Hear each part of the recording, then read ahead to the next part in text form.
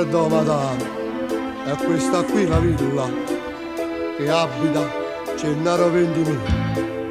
Io sono venuto a Napoli, a Marsiglia, e sto perdendo a capo, lo trovo. Eccolo qua, proprio se sta venendo. Sentendo la voce, potremmo in ginocchio. E lacrime, mi sento un po' sull'occhio. Buongiorno, come state, don Gennaro?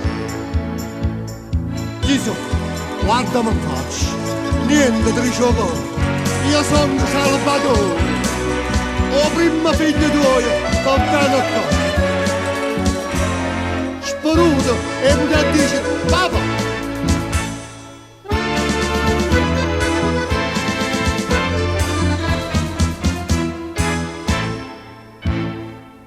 Non dico che sto in errore, che ho sbagliato.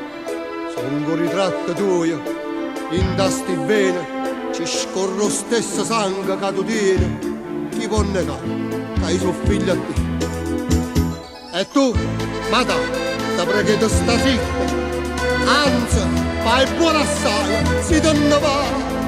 Io voglio a papà mio, se non so qua. Questo mi pare, che ha tornato con me. L'intruso, non so chi.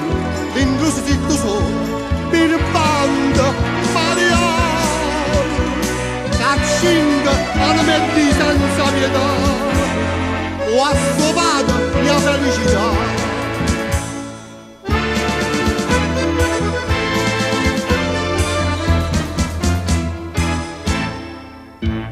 Sono 15 anni, che mamma ti aspetta, e stanno insieme a noi, lacrime e pane, soffrendo, e diceva oggi rimane, e la Madonna, la torna a papà.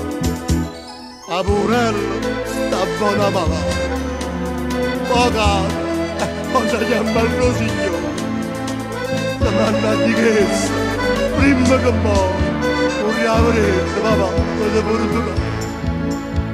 Tu chiami, papà mio, chiami tutti e due.